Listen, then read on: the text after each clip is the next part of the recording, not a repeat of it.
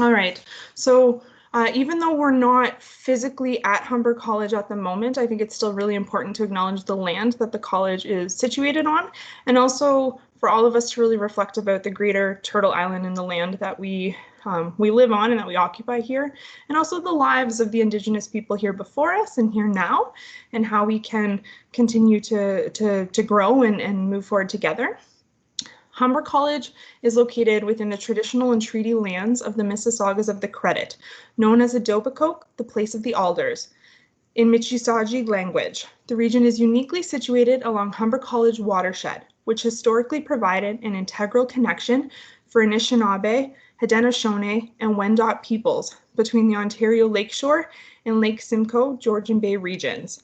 Now home to people of numerous nations, Etobicoke continues to provide a vital source of interconnection for all. We acknowledge and honor the land we are walking on, the moccasin tracks of our ancestors, and the footprints of the future generations to come. So for today's presentation, we are going to be learning more about academic regulations, the essentials. So it is my pleasure to turn over to Clay McDougall to take it from here. So thank you so much. Clay, I'm going to stop sharing and over to you. Perfect. Now we get to go back to see if I can figure out how to share again. You've got this. All right. I'm old, but I'm not that old. Here we go. Is it loaded up for everyone? Yes, we can see it. Okay. So let me start by saying first of all, thanks for having me come talk about this. What I'm going to try to do is not make this incredibly boring, but kind of blast over a couple of the essentials that we're going to look at into the regulations. So I'm going to do a little bit of an overview, kind of where we are, how we got here, and then we'll hit into some of these essentials, which I think are the main pieces that you and the advisors are probably hitting on. There's a lot of other sections, and they all have merit, and they're there for a reason. But these ones, I think, are the ones that are the most used. So what do we got here?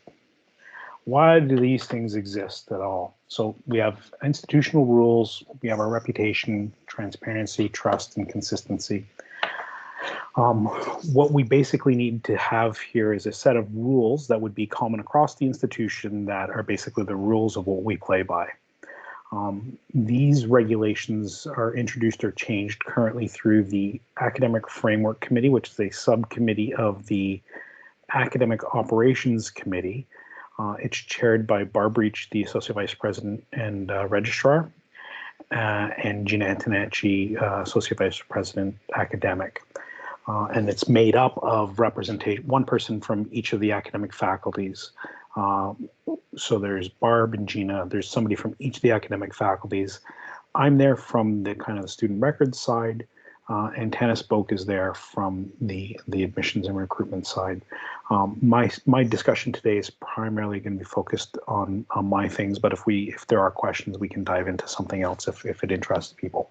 And so changes to the framework, changes to the regulation all go through the framework. And so every year, some years there's more than others, and usually it's somebody finds either a gap or something's changed in a policy or something's changed from the government, which causes us to kind of come back and take a look at what we have written and either add new content in, remove content, or create something completely new.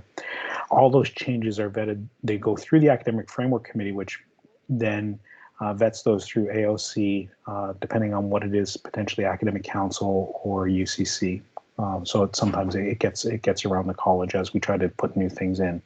The good news is, for the most part, we think we've built out a fairly robust document, so there's not a whole lot of changes. We'll get to that in a bit, but it's pretty stable at this point, and I think that's a good sign, because if it's changing dramatically all the time, it means we haven't done something right. So the fact that I think it's been relatively stable is I think is a good thing.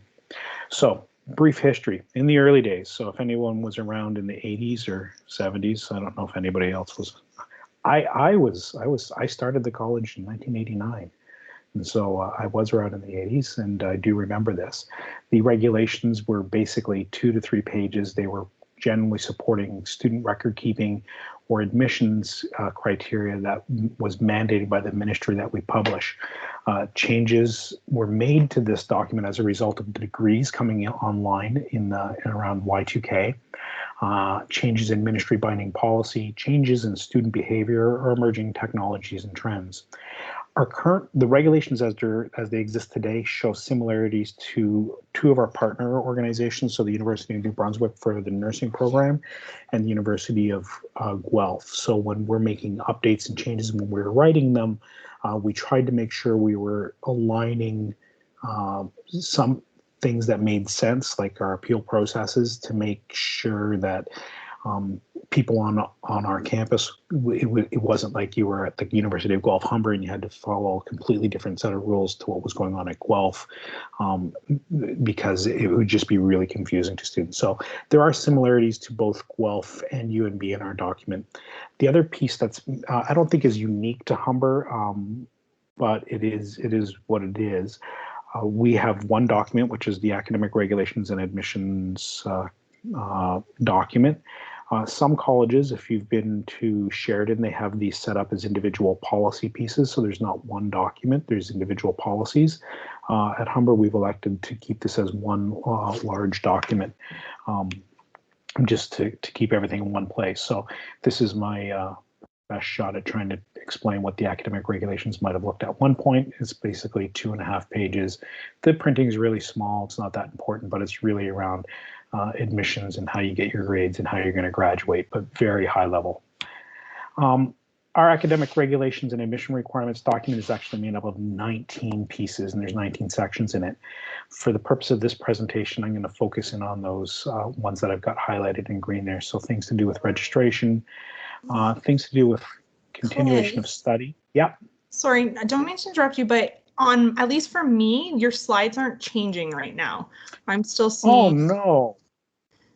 The initial one. I don't know if anyone else is seeing differently, then don't worry about me. But yeah, for me, I'm gonna see if I can switch over your slide for you. So it's letting me change it. I don't know why that is, but the arrows at the top are letting me change it over. So I'm happy to help move them along if need be.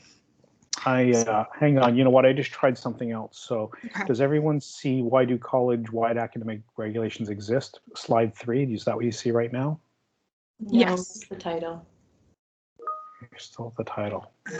So I'm seeing that, but I think I might have moved it over like myself on my end, but I'm not sure if when I change it, if it's changing for everyone or just me.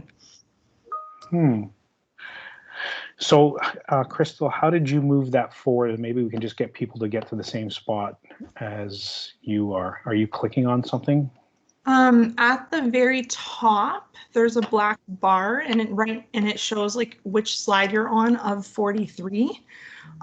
So we can manually move those. But maybe do you want to try just not sharing and then resharing your presentation? And if it doesn't work, then we can all kind of just follow along.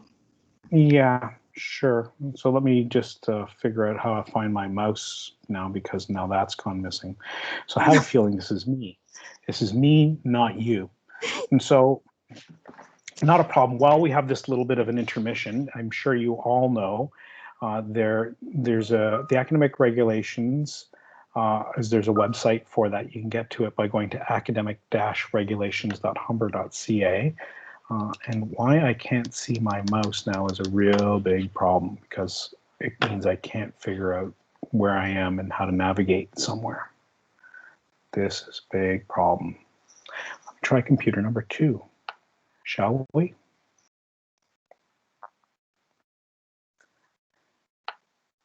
Give me 1 second, everyone. Sorry about this. We'll make up time for it. Take your time. I think for all of us, the more we use technology, the more we get used to the fact that sometimes it just doesn't work the way we want it to, and it's all good. Teachers' patience. Yeah, it's okay. Hi, Clay. Hi, Crystal. Sorry to interrupt. It looks like from my end, I am able to flip through the slides as an attendee. I'm not sure if anyone else is able to do that. So at least from my end. it looks like I can follow along. Sure. Okay, that's helpful to know because if you're set up as a, like an attendee and not a presenter, it's good to know that you can still follow along. So Right, so if we right. need to, Clay, if you can just guide us with which slide we should be on, then we can do it that way. Sure. Not a problem. We can certainly do that. The problem for me right now is, so if is everyone seeing a presentation in front of them? Yes. Because according to my computer, I'm not sharing anymore. So that's okay. Well, if everyone's there, we can work through this. It's not going to be, we'll figure this out. So I'm on the slide right now, just following the little snapshot of 1989, which is slide 6. It says academic regulations, regulations, and lists all the 19 sections of that. Is everyone on that slide? So we're just going to assume everyone's there. You can move through that. I'm trying to get the slide deck opened up on my other computer here because everything has completely frozen. Clay, if you want to try leaving and joining us again, sometimes that fixes it. And so that's okay if you need to do that. Okay. Okay, let me, I'm going to try to take control. Why don't you try to take control of that screen again? Okay. So I'm glad this is being recorded. This is not the first recording that includes tech troubleshooting, so don't worry. Sure, not a problem. So you know what, I've got the presentation up on my second screen here, and so if everyone just gets to that academic regulations and admissions requirement screen, that's fine. We're going to get to the next slide, which is basically just a snapshot of the website that I was talking about. And so probably a couple of years ago, we moved from a large PDF document to this format, which breaks it out into sections, and it's a little easier to navigate. So I'm assuming that people have been here or been to parts of that. The thing to keep in mind with this particular website is I've got a history. There's a historical trail of the regulations. So if you just do a Google search, so if you're searching inside this particular version, the 2020, 2021, it's going to search through the 2020, 2021 academic regulations. But if you did like a Google search on humber.ca or did the search on humber.ca, it's going to potentially pick up any of the academic years. So when you're looking at the regulations, you just have to make sure you're looking at the right year. Because sometimes things do adjust and move around. If we move into the next slide, we'll just dive into the fun stuff here. I'm looking at 7.5 late withdrawal, or as sometimes we call it, petition for late withdrawal. And just head over to the next white slide. Basically, a student seeking withdrawal for such reasons must appeal to the registrar in writing. And so there's a form that people fill out to do this. It has to be done within 12 weeks of the end date of the release of their final grades. And basically, we're looking for medical reasons or personal extenuating circumstances. The committee basically consults with the academic schools and faculties. The committee's made up of a representative. I don't think there's a representative from each faculty, but we do have somebody from health, the Faculty of Health Sciences. So Judy Martin, the Associate Dean in Health Sciences on the committee. She helps us read the doctor's notes. There's somebody from media. The membership has just shifted around a bit because people have left the college. So there's someone from Mark Hanna was on there from business, but I think Paul Griffin's on now. There's a representative from social and community services. So I think we've got pretty broad. I think we have somebody from each of the faculties, and they don't always recuse themselves from those sessions. Sometimes they provide additional information, but again, if there's something where they're a little too close to the fire, they'll step aside. Basically, the petition for late withdrawal does not remove that course from their transcript. That course, if they've taken and earned the grade, that course and grade will remain on their transcript forever. So, Crystal, if you just want to hit to the next slide, I don't know if you're on the right one. and so this is where I was talking to. What actually ends up happening is if the appeal is granted, a pound notation is going to be assigned to that course, and the pound is not considered a grade, and it's not going to be included in the GPA. So we've set up rules inside Banner that we basically put in a pound 42. The pound sign is almost a universal sign that every college and university would use. Some might use a different symbol, but the idea there would be some indicator that some group of people at that institution have looked at this and have determined that the circumstances were extenuating enough that that grade shouldn't be counted in the GPA, and institutions take that at face value for what it is. And so we see that coming in from institutions, and now institutions see that coming out from us. If you hit the next slide, Crystal, it says, why did we implement this process? And so when we take a look at that, for probably in 2018, we brought in this petition for late withdrawal process. Prior to that, we were doing some interesting record keeping, and we were getting some requests for refunds, which I'll talk about in a minute. But when we were issuing those refunds, we were actually dropping the courses and removing that academic history. And what ended up happening was, because we're part of a national organization of registrars, so everybody knows kind of everybody, Barb Reach got a call from the registrar at Ryerson University asking what's happened to the student's transcript, because the courses that they initially admitted them to the program on were now gone. It's like wind that comes in your nose when you're sleeping, like fresh air that makes you want to go out and sleep. There we go. So what we needed to do is basically pull these two processes apart. So there's a process that talks about getting students money back, and then there's a separate process that we've actually put into the academic regulations, which is around this late withdrawal process. The big pieces on here are really around that transcript being a trusted document, and that all efforts should be made to avoid undermining that trust. So really what we're trying to do here is make this a full disclosure. We're not hiding anything. That's not necessarily students potentially don't like that, because it could impact their admission into another institution or graduate work. But it is basically the rule that it's like the registrar's oath. So we put that one in to kind of to look at that. The next slide I might have talked about a little bit. It's about the petition for late withdrawal outcomes. And so in this process here, if that petition is granted, the grades are going to be marked up with a pound sign symbol or a hashtag. I guess everybody here calls it a hashtag, right? And so there'll be that, and those courses will not be calculated in the grade point average.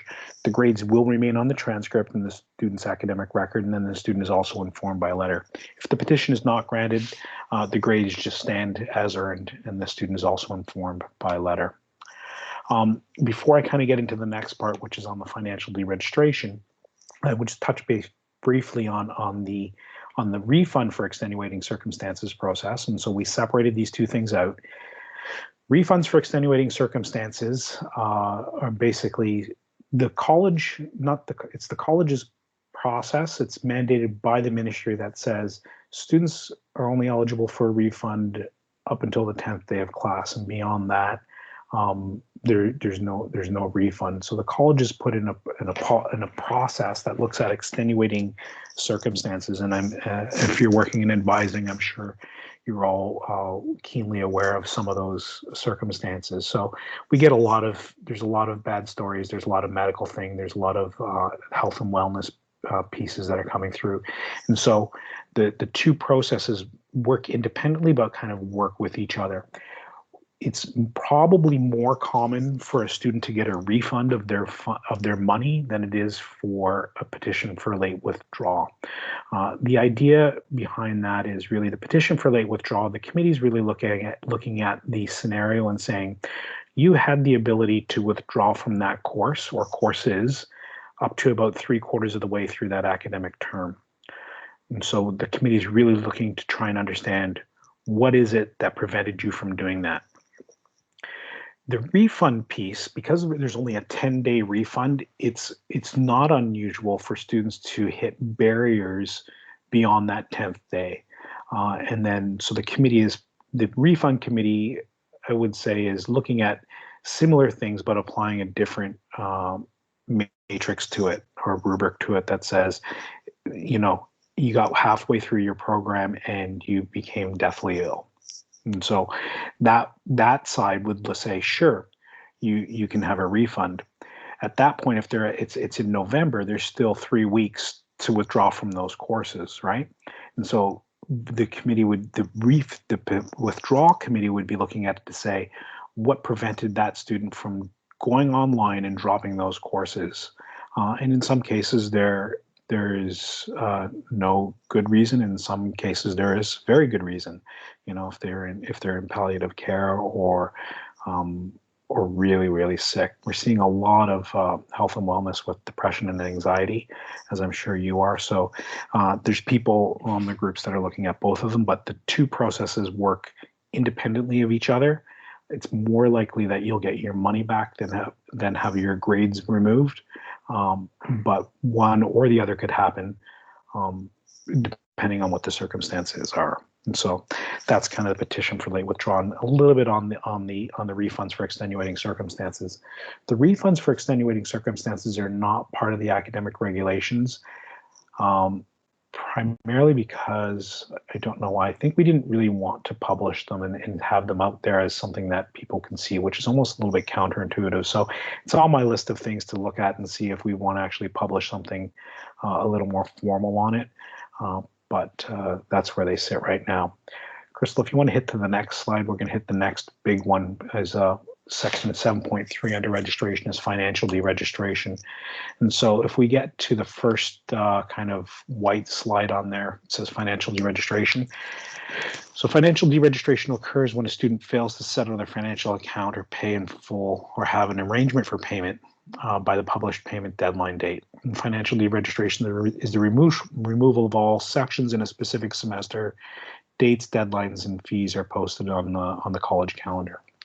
And so if you get to the next slide, you'll see that there's why did we implement this process? And so this was prompted by changes to the ministry policy, which only required a domestic student to pay a deposit prior to registration. And so prior to 2015, I think it was 2015, either 2015 or 2016, but not too far off, the college's process was, welcome to Humber. You've been admitted to the program. Your fees are now due on June 15th, and you need to pay those fees in full before we allow you to register. And so what we did was students needed to either come up with the funds or show proof through their OSAP applications that they were going to get the funds. In 2016, the ministry pushed down a policy on the colleges that said, you're only going to collect a tuition deposit once a year, and that's how it's going to be. What that did was it increased the amount of debt that the college was carrying at any one given time. And we'll get to that in a little bit, but I think it's important to note that these things are not unique to Humber. I think it's maybe a little unique to the colleges. I think we went first, and I believe Seneca is also doing a form of deregistration, but this is quite common in the universities. So the University of Guelph and the University of Guelph-Humber, which some of our process was modeled after, do this process regularly. And so that's kind of where we're at on this. So the little document you can't see there, this document was pulled back. I think when we were trying to implement this, Gina Antonacci was, I think she was in Africa, and she sent us this picture back. She said, deregistration is everywhere. And so this is a letter from the Kisumu National Polytechnic, where they're basically saying you're going to be removed from your courses because you haven't paid. And so every institution has a version of this. This is our version.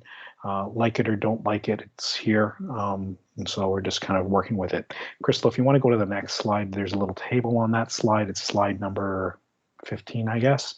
And so kind of putting this into context, because sometimes people don't recognize or realize how big we are and how much money we're dealing with.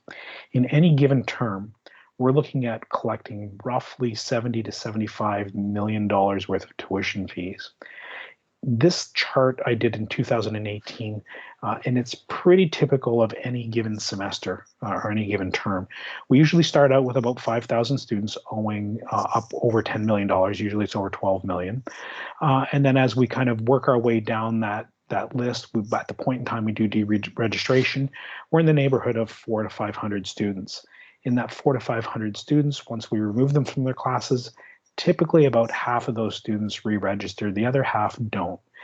We also think that some of those students that don't re-register actually stopped attending way early on, but don't have any factual evidence to support that. It's just a hunch at this point in time. If we go to the next slide, Crystal, just talking about kind of 2020 COVID nuances. So for this fall, here's some of the stats. So on September 29th, we started with 3,700 students owing. So we had a little bit less owing than the 12 million. And at the point on November 4th, where we had called off doing the deregistration, we had 853 students owing us $1.6 million. And so that's not pocket change, and it's basically the college trying to determine how they're going to retrieve that money, because in education, it's not a commodity we can take back. So we don't have the lasers that they have in Men in Black, that they can zap a person's memory. Once they have the information, it's theirs to keep. And so we stopped the deregistration for this fall. With that number of students, 853 owing $1.6 million. There's a breakdown between international and domestic students. I don't have that available right now, but there is a trend that we're seeing with some international students having a more difficult time in paying. But we're working through that. There's a payment plan process. The idea is here, those payment plans are set up with finance, and they basically work out to 25% of the amount owed over 4 payments. And why we try to do that, and why the payments are done in the way that they're done, is because we'd like to get you paid up from the fall before we have you enter into the winter semester to incur more debt. What we did for this fall is we've basically hit the pause button on the deregistration side. Students who have debt from either, we do have students that are carrying some debt from last winter and from the summer, because we let them register for the fall. Those students, if they haven't paid off their balances, we're not going to allow registration to occur. There is some concern around how much debt we're letting students accumulate with no real clear plan on how they're going to pay that back. So for fall 2020, we've basically hit the pause button on that, but students will not be allowed to register. So if they have an AR hold on their account, they will not be allowed to register until that debt's dealt with.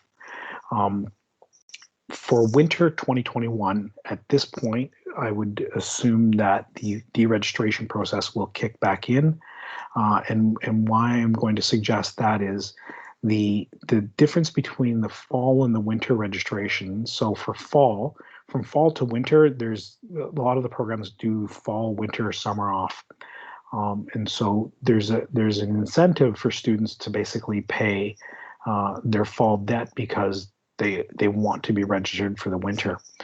In the winter, there's not the same urgency because in many programs, the next term available to them is actually the following fall, which then puts this thing out pretty far. So at this point, I would suggest that I believe deregistration will be back for the winter. That being said, it's the year's 2020. And if 2021 is anything like 2020, I would imagine there'll be discussions about that, and then the college will make the right call at the appropriate time. But for right now, deregistration is off for this fall, but will likely be on for next winter. Is there anything else on here? 4 payment plans, final payment, yeah. And so the final payment of the payment plan is usually due 1 week before registration for the subsequent term. And so that's good. just hitting the next slides here, I'm going to blast through these ones pretty quickly. These are grades, standing, promotion, and graduation. And these sections kind of, these are around end of term, standing, and graduation. They're in two different sections because I have a section for graduation, I have a sections for standing and promotion. Pardon me. But both of those work together. And I'll hit the first slide here. So slide number, the next slide, Crystal. That's on slide 18. It says grade, standing, and graduation. So we have 3 different sets of policies for this. They all work similarly. Promotion and progression requirements. So the minimum passing grade is going to be 50%. So we've made that change probably 2 or 3 years ago. We used to have a minimum grade of 60% to pass. We've now got a standard 50% across the board, I think. There's a couple courses here and there that have a different passing grade. That's a different problem for a different presentation, but by and large, we're at a 50% pass. For the academic standing piece, we're looking for students that have a grade point average of 60% or better to be eligible to graduate. And so because we have that 60% threshold to graduate, when we get to the next slide on this, this document, which is the graduation requirements, because they need that 60%, we're monitoring the students' progress through each academic term. And if their GPA drops below 60% at any point in time, the first thing that happens is they get put on academic warning. And they get placed on academic warning because they need to be aware that if they continue down this path, it's going to be difficult for them to graduate. The second step of kind of the progression and promotion, and sorry, I'm going to go back to, let's go back to the previous slide there, Crystal. Because I thought it was on that slide, but it's not. And so we have a 60% that's required in order to remain in good standing. Above 80% or above is Dean's List. We do not do rounding, so if you're 79.999, you are 79.999, you're not 80. And so it's basically the grade point average is calculated to 2 decimal points and it's truncated, it's not rounded. So honors is 80 and above. To be in good standing, you have to be 60 or above on the diplomas. Anything below 60%, you're on academic warning. And kind of when you start falling below 40%, so if you have a term that's below 40%, you could immediately go to probation, or you could actually be required to withdraw from the program. There's something, usually if somebody's got a grade point average that is that low, there's usually something else going on. It's usually, for the most part, students are not signing up to come to college because they want to fail. And so either the workload's too much, they weren't expecting it, they have a learning disability that maybe hadn't been diagnosed before, but usually what we do is, we'll do is get those people in some type of warning or get them in for a chat to figure out what's going on. Sorry, Crystal, I'm just bouncing back to that next slide. So on the graduation requirements, we basically have, there's 2 main ones. One, we have this 200% rule, which is a 4-semester program. You'd have 8 semesters, so you have double the length of whatever the program is to complete. And then you also have that 60% grade point average. The 200% rule has basically been put in place to help monitor, manage program quality. So students that are taking longer than the 200%, it's not that they can't complete their program, it just means we're going to push them back through a readmission process. That readmission process will have the program coordinator look at their program of study and what they've done to date and determine if anything needs to be rehabilitated in terms of what they've done. In many programs here, this is not going to be an issue. So if you did marketing, if you're in the marketing diploma, marketing, it likely hasn't changed that much over the years, so it may be an easier transition. But in some of the technical programs, in particular what we're seeing in media, where the technology is moving almost quicker than the program, like you can start learning one piece of software and by the end of year 2, that piece of software you learned in year 1 is completely gone and they've got a whole new piece in place. And so if students need to rehabilitate or they learn something new because something's either changed in the industry and or something's changed as one of the program outcomes, then we just want to make sure that those students can meet the same outcomes as everybody graduating. So if you think about at graduation, everyone's crossing the stage. the idea is everybody that's crossing that stage is leaving with the same skill level as everybody else. What we were getting historically was some students that were dragging things on. The longest I saw was a gentleman showed up in my office. He said, I'm done my program. And I said, what program? And he said electronics. So it was a 3-year electronics technology program. He started the program in 1971. And he looked like he was about to complete in around 2008. He took electronic courses pre-computer, and so he was dealing with vacuum tubes, and television repair. Electronics back in the early 70s was really around television repair. So what we needed to do is make sure that that gentleman who took the electronics engineering 3-year diploma over 25 or 30 years had all the competencies in order to graduate, and so had him sit down with the program coordinator at the time and determined that he was fine. He was actually working in the industry, so they did some pseudo PLAR stuff. So the graduation requirements are similar for each of the other pieces here. They're going to have different varying times. If you hit the next slide, on the degrees, basically the passing grade's 50, but the progression requirements are set at 65. And those 65, that 65 is something that's been listed in the PCAB regulations, which is what we need to have for the degrees. And so that's the degree graduation requirements. It kind of works the same. The degree programs have a few more tidbits to it, where we have breadth courses, where we're trying to get students to take things other than their core vocational area of study. And so we've got some additional pieces layered in there. There's stuff in here around the 2 lower level and 2 upper level. I think that's still on the table. We're looking at, that's still a requirement, but there's been some discussion as to whether we actually remove that and just say they need to take breadth electives. So that'll be in an academic regulation update to come, but not for right now. If we hit down to slide 23, our third variant on this, which is going to be going away at some point in the near future, is the grade standing and graduation for University of New Brunswick. So if you're dealing with any of the nursing students from health sciences, they actually follow the university regulations, the University of New Brunswick regulations. So Crystal, hit the next slide.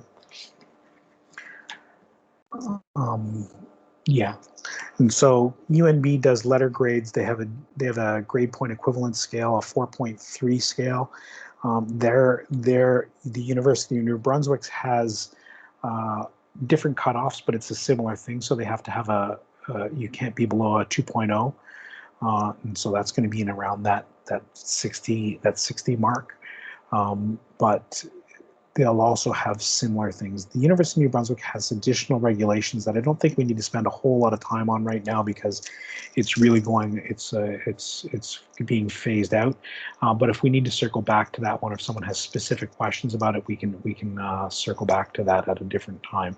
And so I'm going to blast through the UNB stuff and get down to slide, keep going, where we talk about academic misconduct. There we go. The big purple academic misconduct sign. It was a good idea I put in those purple headers. It made it easier for this particular scenario where I don't seem to be able to have control over anything. Academic misconduct. So we were pretty light on academic misconduct historically, and what we've done is we've pulled in sections of academic misconduct stuff from the University of New Brunswick and Guelph Humber. Basically tried to build this out to get ahead of what's actually occurring in the classroom with dishonesty and basically, as it's saying, dishonesty is behavior that erodes the basis of mutual trust, which scholarly exchanges commonly rest. It undermines the ability to evaluate a student's academic achievements or restricts the college's ability to accomplish its learning objectives. And so we all know what academic misconduct is, and we're all actively working to try and prevent that as much as possible. If you get to the next slide, these slides were pulled together by actually Barb Reach, so I can't take credit for this, but Barb figured if we're going to talk about bad things, we'd put pictures of cute puppies and cats to help offset the bad news.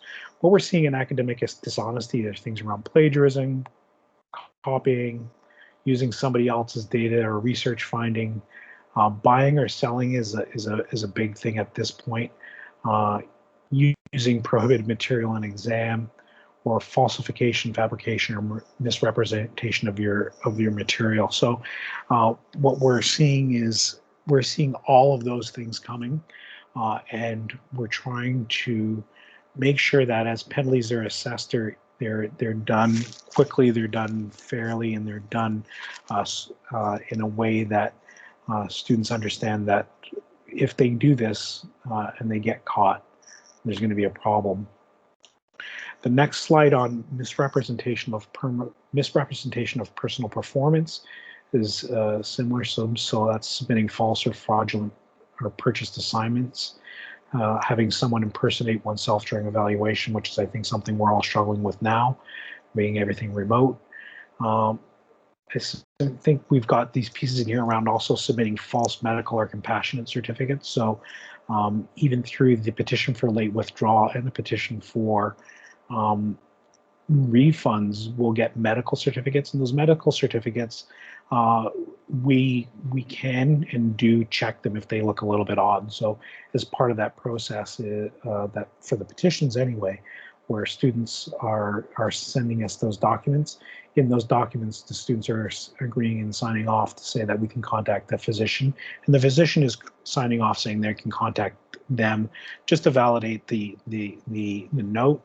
We're not really looking for details about it. We're just trying to make sure that what they've got they're presenting to us is accurate. So we've got the misrepresentation of personal performances. The next slide is really around damage to the integrity of scholarly exchanges. And so this is altering, destroying, or hiding generally restricting the access to academic materials intended for general use. So somebody's got a book from the library that was put on reserve that they're not returning.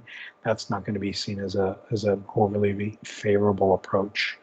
And so the academic misconduct stuff is all dealt with in the academic faculties. So each of the academic faculties will hear that, and they will assess the penalties to that. Generally speaking, they're not appealable. However, we'll get to the next section here on appeals that kind of will address that piece.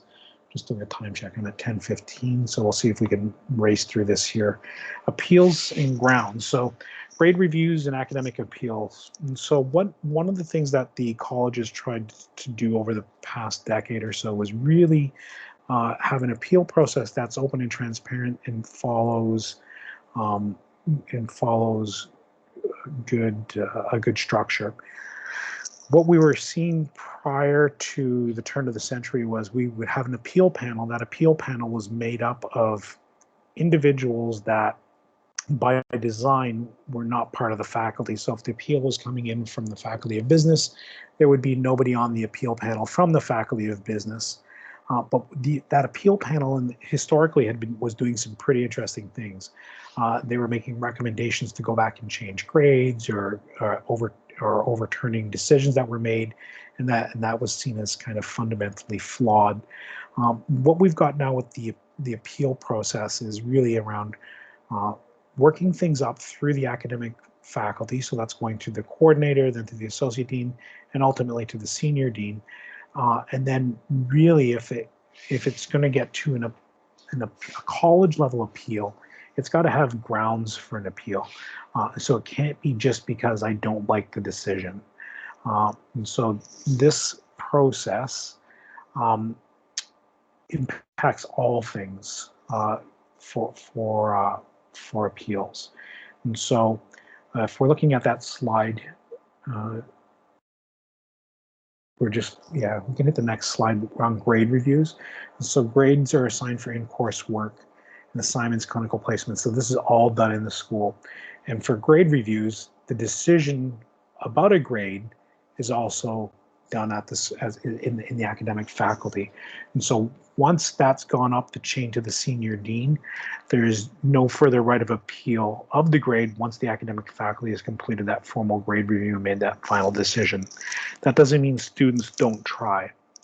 By and large, usually if there's a problem with grading, what we've seen in the past is where potentially a professor of one section either altered or changed the course outcomes or didn't deliver the evaluation as expected.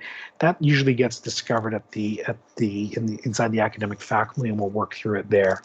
And so there's not an appeal committee at Humber that's going to look at a student's grade and look at the work that they've done and say, yeah, you're right, you should have passed. That's not happening anymore.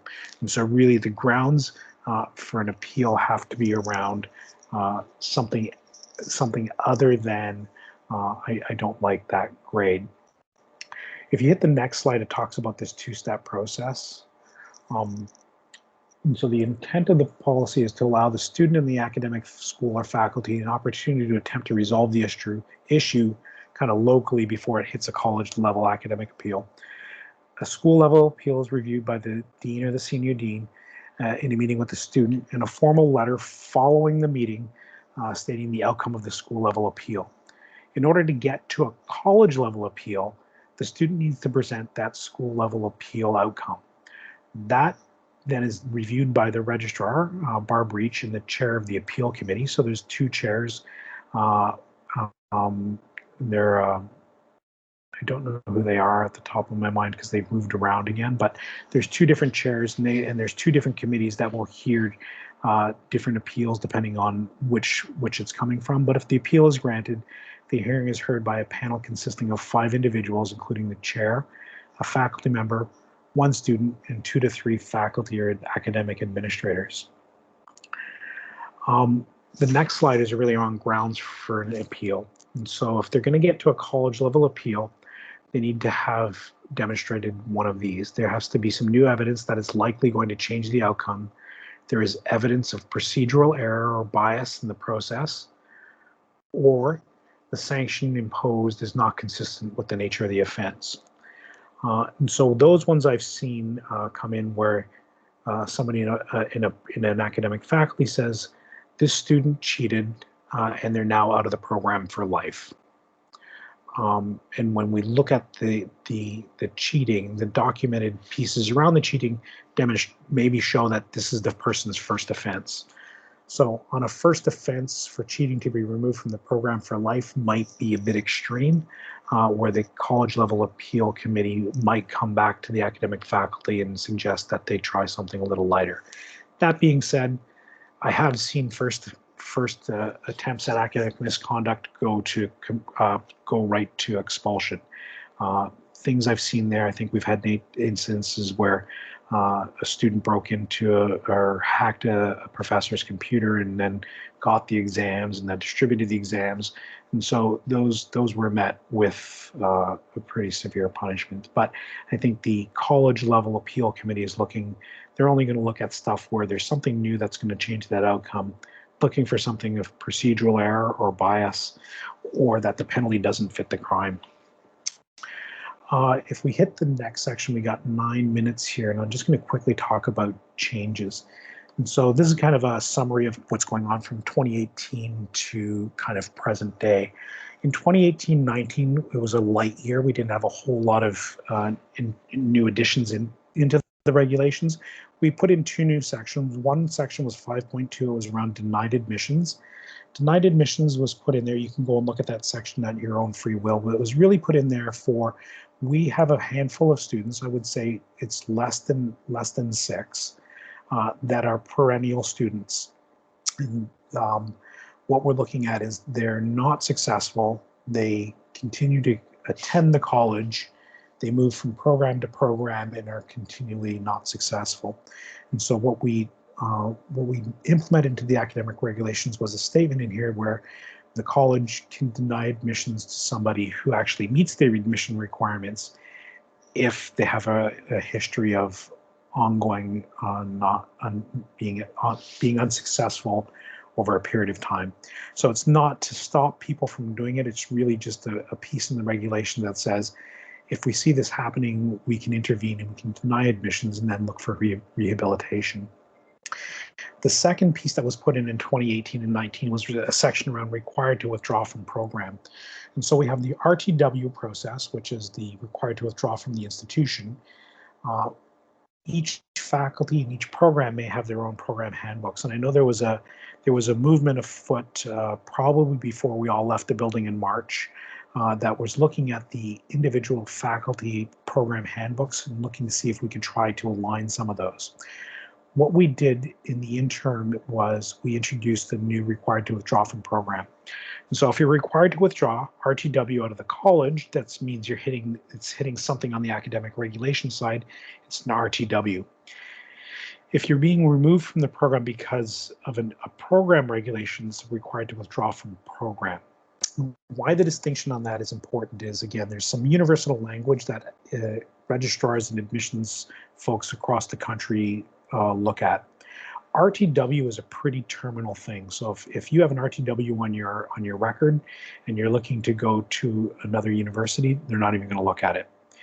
Colleges may look at those, but for sure, if you're looking to transfer into a university and your RTW, you're not going to get in until that period of rustication or that period is served. So usually the RTW is, for Humber, it's 2 academic semesters, 2 concurrent semesters. So if you were required to withdraw in the fall, you have to sit out the winter and the summer, and then you can come back the next fall again. The required to withdraw from program is a different type of standing that other admissions in university and college registrars would look at and say, okay, so this is a university or a college program level requirement, and they would look at that differently from a transfer credit. Those are the 2 big ones from 2018-19.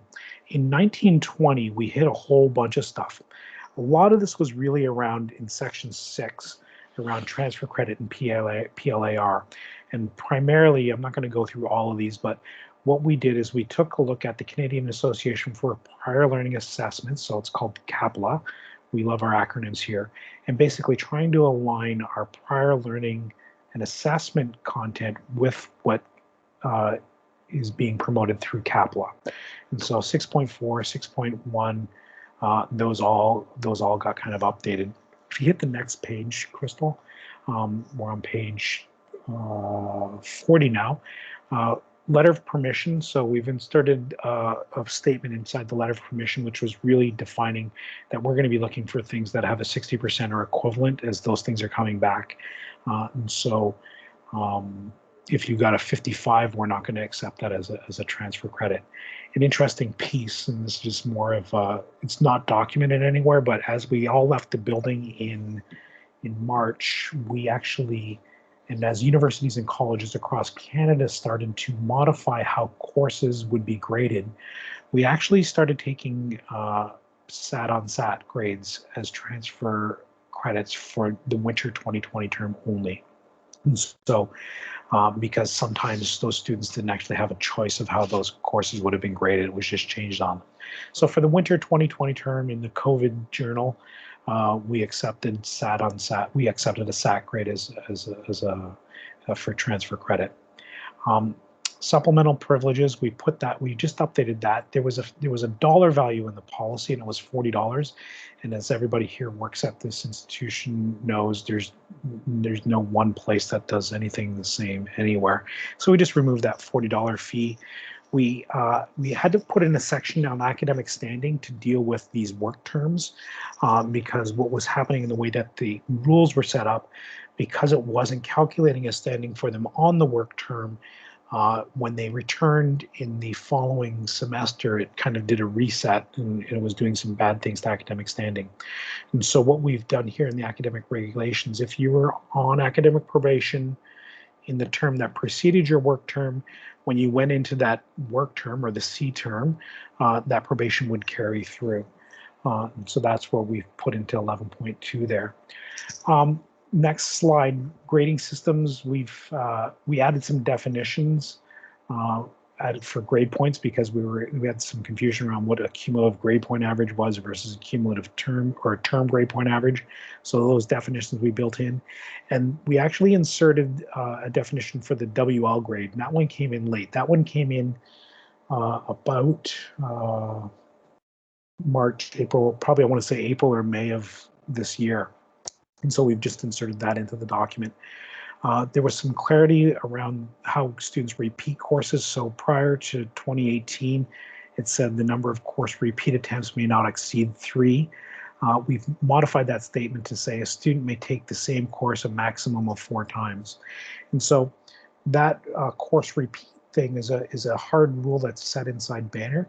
And so after the student's taken that course 4 times, the system will basically stop them and not let them take it again. The idea there is not that it's going to prevent them from ever taking that course again, but I think it's a flag that they need to meet with the coordinators, the academic faculties or schools to say what's going on here. And so if you've taken 4 runs at the same course and you haven't passed it, what do we do to make sure that you're going to be successful on your 5th time? And so it's a hard system rule that will prevent it, but then it's really just a call out that they need to meet out with the academic area. The last piece for kind of this one, I think, is the grade review and academic appeal. We had this set at 10 business days. We've made a modification to that and we've pushed it to 12 business days. And this is basically as information is moving from the student pushing the request for the appeals in to getting it to the faculty, to having them review it and getting it back to the student.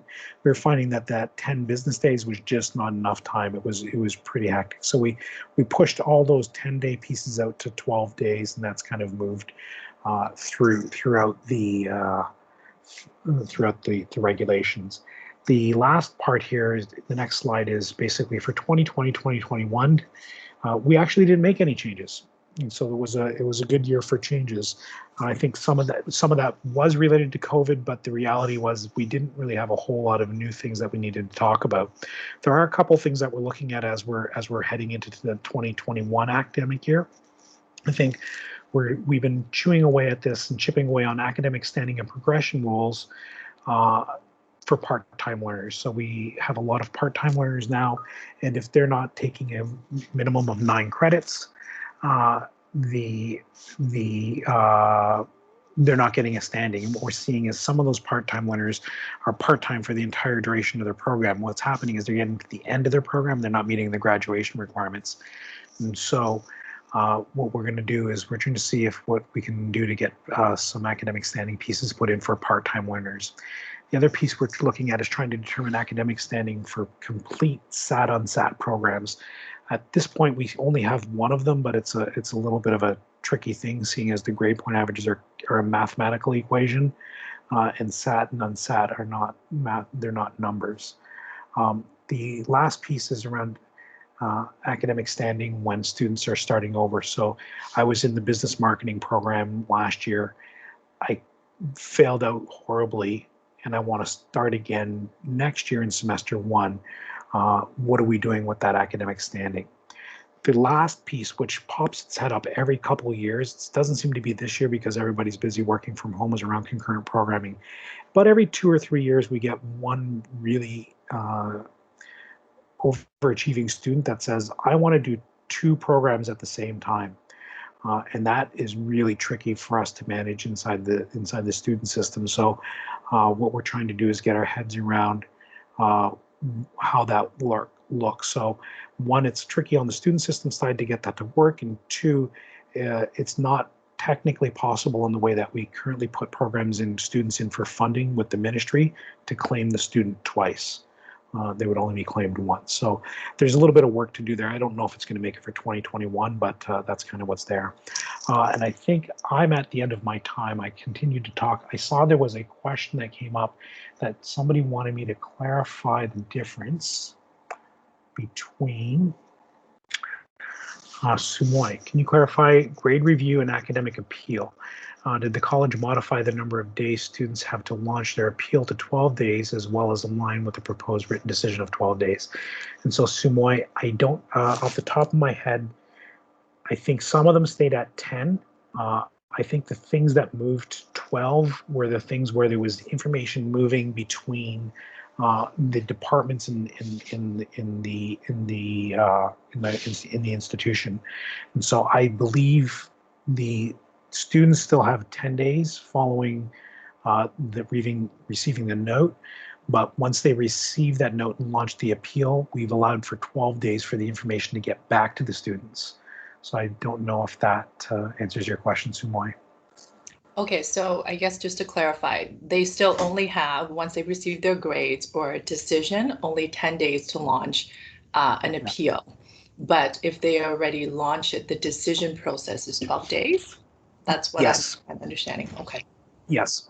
Right.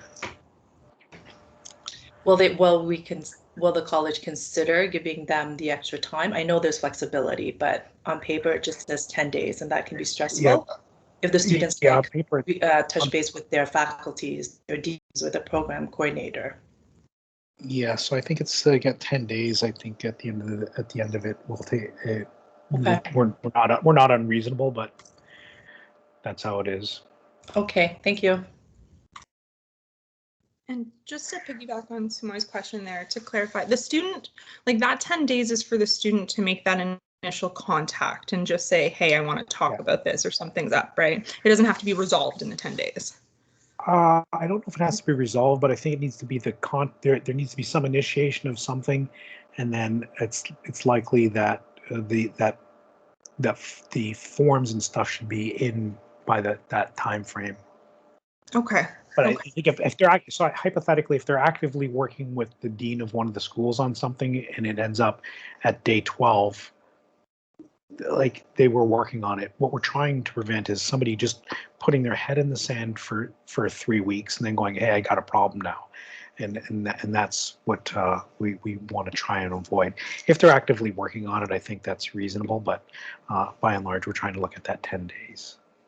Okay, and just kind of along the same lines, because normally, our first step would be referring the student to speak to the instructor, and then from there to the program coordinator. So is it as long as they're starting that process with that kind of initial step?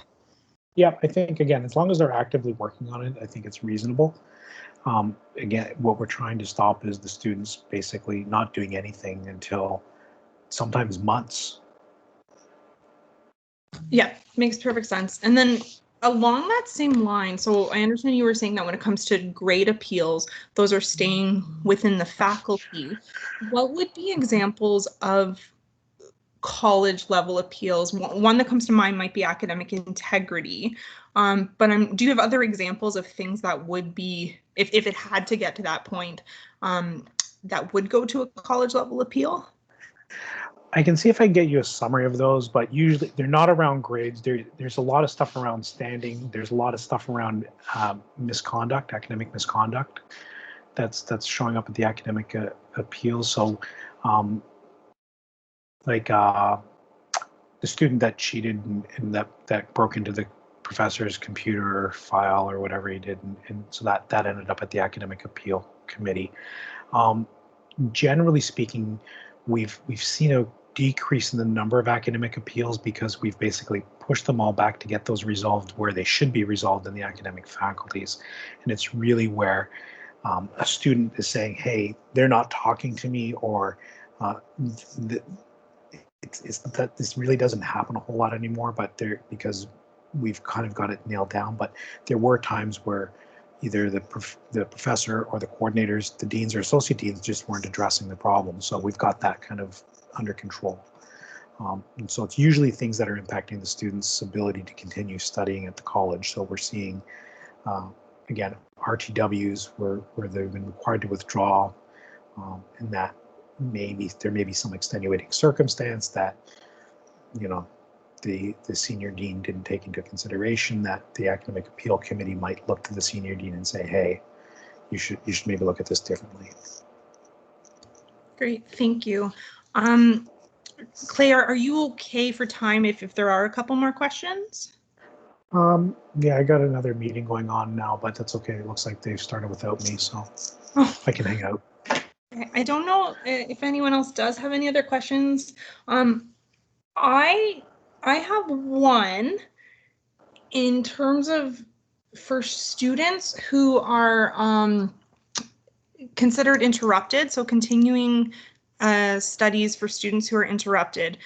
Whenever I read over that section, I interpret that as applying to students who are either required to withdraw or outside of that 200% time rule. So I just want to clarify, because this comes up somewhat frequently. If a student just wants to take a semester off or take a year off, can they just not pay their deposit and do that and then pay the subsequent semester and come back? Yes. And so Okay. I think where we get into that section around where they've been interrupted, if it depends if you're really around, are you coming back? Did you stop because you wanted to, or did you stop because we told you to? And so if they want to look at taking a semester off, that happens quite regularly. We're trying to get some of the pieces around that kind of straightened up. There's some challenges, I think, with international students wanting to take that approach. So they need to apply for a leave of absence and has to be approved.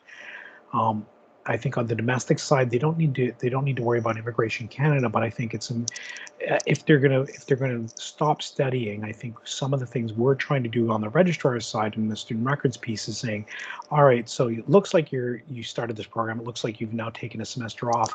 When are you coming back? And so we can make sure that, one, we're doing the appropriate reach out to you to make sure that you understand when the fees are due, when registration is, and all those things. So I think the interrupted stuff is really whether it's your choice or the college's choice. Does that help, Crystal? Yeah, that makes sense. Yeah, because I thought that formal process was more, yes, for that, but I just wasn't sure. I wanted to confirm. Well, you're here. Thank you. There is another question in the chat from Carly. Could you please state the grade? Yeah. So the grades. So the grades are actually not rounded. We actually don't do any rounding at all. And so when they calculate out the grade, it's calculated out to 2 decimal points and it's truncated. And so a 78.8 would actually be 78.80 or 81, and that's what it is. That 78.8 will not round to 79. It'll be 78.8. So there's in the grade point average calculations, there's no rounding at all. There's some, if you're interested in what you're dealing with, I can give you a quick Excel spreadsheet that helps you figure out GPAs and what students need to do. In a situation like this, so hypothetically, the student's GPA is 78.8 and they're looking to get honors. If they're trying to get to that 80%, to move 1.2% is a lot. You're going to have to probably move 1 or 2 grades by 5 to 10% to get just 1% up. So Carly, does that answer your question? So there's no rounding at all.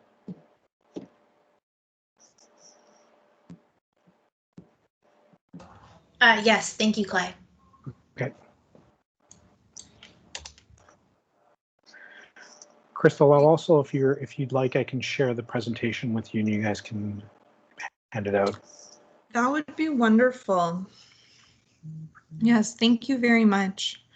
Thank you. This is great. Like, I know in our roles in advising, these are definitely the sections that we I want to say help to clarify for students all the time, or even sometimes students aren't even aware of them at all. So it's really helpful to have this overview and to know of changes.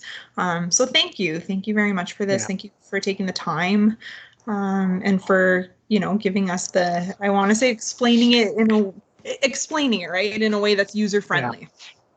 Sure, because I know it's not that user friendly. It's just how academic regulations are. And so there's a couple things I'm trying to work on here. So the other piece is, as changes are made to the regulations, I usually do a staff communication out to at least everybody in the registrar's office, but I'll extend it out across the hall, which is basically, here's what the changes are for the upcoming year. There weren't any changes this year, so there was nothing to talk about. The other piece that I'm passively working on, it's way over here on in kind of the right lane, is as an institution that does teaching and learning, I think we do a really bad job of explaining this. And so I'm trying to come up with and I have the idea, I just haven't had the bandwidth to run with it yet, to say, how do we get this into an online learning or Blackboard or self-driven type format, to have people work their way through it so they can read it and fully understand it, and we can do some comprehension checking. It's not a pass-fail thing. It's just to say, you read it, did you get it? And if you didn't, then we'd go back and highlight the pieces. So it's on my retirement bucket list. At some point, I'm going to write a course on the academic regulations. But I like that's it. that's not happening. That's not happening anytime soon. I know of a couple program coordinators who run like an I Succeed class for their first semester students, and they talk about parts of the academic regulation, specifically the progression rules and the requirements, and I think they might quiz their students on it a bit, because it can get complicated. Yeah. Okay, so if we're done with the questions, I'm going to get out while I'm ahead. And I'll leave the rest of the day to you guys to continue gaining additional knowledge on things. Advisor training. Thank you again. This is much appreciated, and thank you for spending the few extra minutes with us. And thank you for your patience with the tech glitches at the beginning. But I think overall it was successful, and we're good to go. Super. Thank you very much. Have a good day, everyone. I'm going to have to reboot my computer because I still don't see my mouse. Oh, no. All right. Okay. Take care. I will stop the recording now. Take care, Clay. Bye, everyone. Have a great rest of your day. Good night, Mia.